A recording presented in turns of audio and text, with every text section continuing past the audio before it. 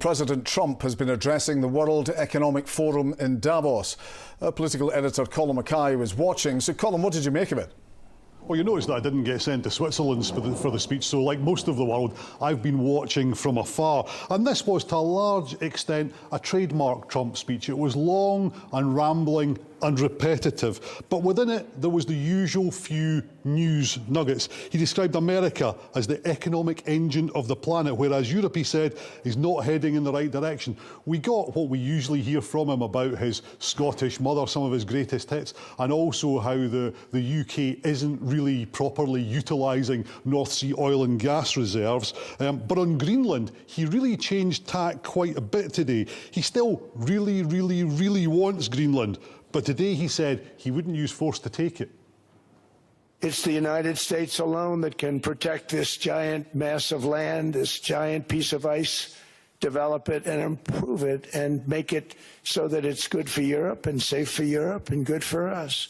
And that's the reason I'm seeking immediate negotiations to once again discuss the acquisition of Greenland by the United States. We probably won't get anything unless I decide to use excessive strength and force, where we would be, frankly, unstoppable.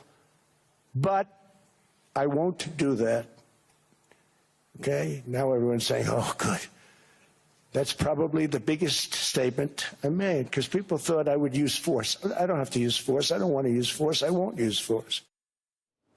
So there's some good news. President Trump says he won't invade Greenland, but he still had a warning today, though. He says you can say yes and we will be appreciative, or you can say no and we will remember.